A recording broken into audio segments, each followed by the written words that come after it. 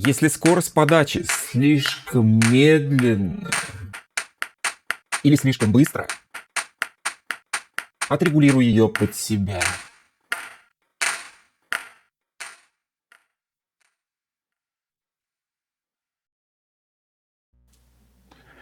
Долгое время многие ученые полагали, что шея у жирафа длинная потому, что он этого сильно хотел. В том смысле, что поколение за поколением тянулся он до верхних веточек, тянулся, да и вытянулся.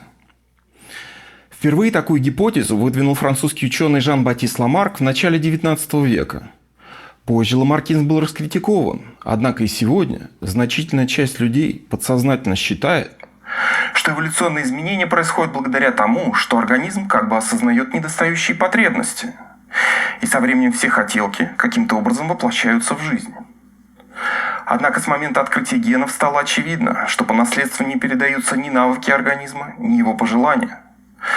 По наследству передается то, что записано в генах, при том, что никто из нас ни желаниями, ни навыками на гены повлиять не может. Это гены формируют нас, а не мы гены. И таким образом шея жирафа стала длиннее не из-за потребностей жирафа, а исключительно благодаря случайной мутации в генах в какой-то момент у одной из особей.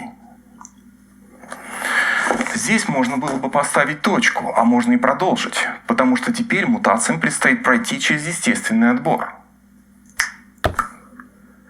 Если жираф с такой мутацией оказался более приспособленным, чем его сородичи в тех же условиях, рано или поздно его потомки, обладая ценной мутацией, вытеснят потомство короткошеих.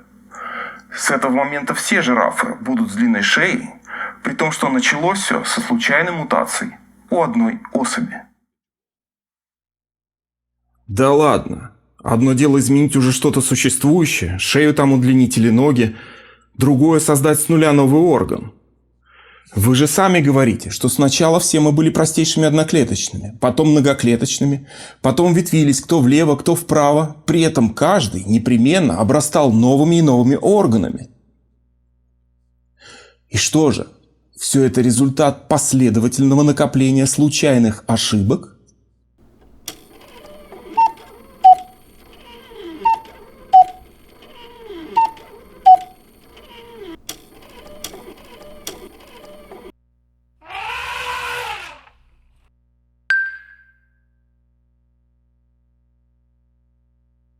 Эволюция, сотворение или... Итак, откуда же все взялось? Возможные ответы. Эволюция, сотворение. Да или мы еще дойдем, но для начала отметим, что вообще-то существует несколько теорий эволюции. Первая – это эволюция в изложении ее сторонников. Вторая – это эволюция в изложении ее противников. Есть еще третья, четвертая, пятая, но пока нам хватит этих двух. Если послушать, как воспринимают эволюцию ее сторонники и как эту же эволюцию воспринимают ее противники, то окажется, что это две разные эволюции. Если не спешить верить тем, кто слева или справа, а вдумчиво читать между строк и у тех, кто слева, и у тех, кто справа, можно извлечь немало пользы. Примеры? Поехали. Рассмотрим обе версии эволюции поочередно. Версия первая. Эволюция глазами ее противников. Представим себе, что Архимед, гуляя как-то, нашел телевизионную антенну. Более того, каким-то образом антенна откуда-то из будущего принимает сигнал. Что нужно Архимеду, чтобы увидеть кино? Для этого прежде всего он непременно должен знать первое, что в руках у него не железяка, а именно антенна. Попробовал бы кто объяснить это Архимеду. Второе, что антенна выдает какой-то сигнал. Вижу вопрос в глазах Архимеда: сигнал? На всякий случай напомню, что понятие антенна, провод и сигнал возникли лет через 1000 после Архимеда. Я уже не говорю о том, что Архимед должен был знать, что сигналы бывают всякие разные, потому он должен был знать третье, что это будет за сигнал, например, звук или видео. Четвертое, как его обработать, речь о частоте, модуляции, кодировке. И пятое, в каком виде его выдать, на экран или в наушники. Пусти что-нибудь из виду, и кино не будет. Пусти видео в уши, а звук на экран, не получишь ничего, кроме шума или ничего. Заметим, помимо аудио и видео, количество сигналов в природе потенциально бесконечно, так что мы еще сильно упростили задачу. Однако все это понимаем мы сегодня. Что же до Архимеда, если бы только он услышал наш разговор, он воспринял бы его как бред или троллинг. Мораль проста. Если человеку дать сигнал неизвестно откуда, неизвестно для чего, он ничего не сможет с ним сделать. Даже если он будет знать, что такое сигнал, в лучшем случае он начнет перебирать всю имеющуюся аппаратуру, исходя из сигналов, которые он знает. А если это сигнал неизвестный, с которым никто никогда раньше не сталкивался? Но ведь именно так должны были возникать новые органы, о которых организм заранее не мог знать ничего. Ни что это за орган, ни что они делают, ни как ими управлять. Это сейчас я свободно владею сурдопереводом, а когда-то и рук не было. Все было впервые и вновь. Как такое возможно? Легко, если верить эволюции. Когда-то люди были червями. А если точнее, имели общего предка, что не то же самое. Но в нашем примере это не имеет значения. Когда-то люди были червями. Пока они копались в грязи, их гены активно мутировали. У одного мутация, у другого. Не у всех, правда, сразу удачно. Ведь мутации – это лотерея. Гораздо больше было вредных мутаций. Много червей тогда полегло.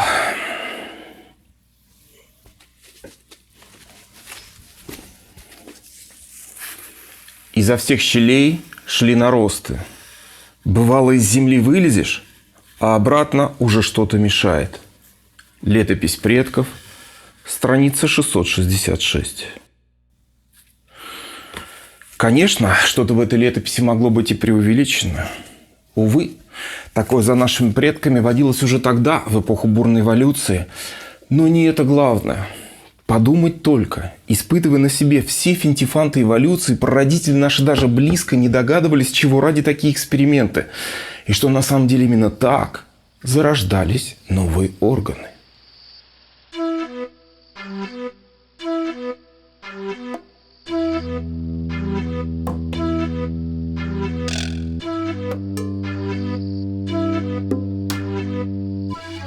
I'm coming down with a fever. She's getting legs. Legs? That's true. Oh dear. I'm driving only 3 wheels these days. But That is. Ты скажешь, что за стёб? Секундочку. Но ведь мы говорим о случайных мутациях. А как работает случай? Вот ты согласишься, чтобы прямо сейчас твои гены случайно промутировали? Что-то я не уверен. Тогда откуда же эволюция? А дело в том, что после случайных мутаций подключается процесс отбора. Так вот, отбор – это уже логика. То есть эволюция проходит в 2 этапа. Сначала возникновение или появление или зарождение, потом отбор. Это 2 разных процесса, которые часто сваливают в одну кучу. Но мы отделяем мух от котлет. Первый этап – все прет безо всякой логики, так что на выходе имеем кучу мутантов. Второй этап – из полученного множества отбираем самых-самых. И сейчас мы рассматриваем первый этап – мутируй, что можешь, и будь, что будет. Продолжаем. И сейчас настало время включить в себе инопланетянина, чтобы таки увидеть, как все было. Не все знают, что у червя есть мозг. А ведь он есть. Так вот, однажды в результате очередных мутаций от мозга вдруг начал отрастать нерв. Почему нерв? Почему начал отрастать? Запоминаем ответ. Он будет всегда один и тот же. Так получилось. Забудь спрашивать, почему случайные мутации привели к тому или иному. Просто так сложилось. Продолжаем. Долго ли, коротко, когда нерв достиг определенной длины, на его конце случайным образом сформировалось какое-то новое образование. И мозг напрягся.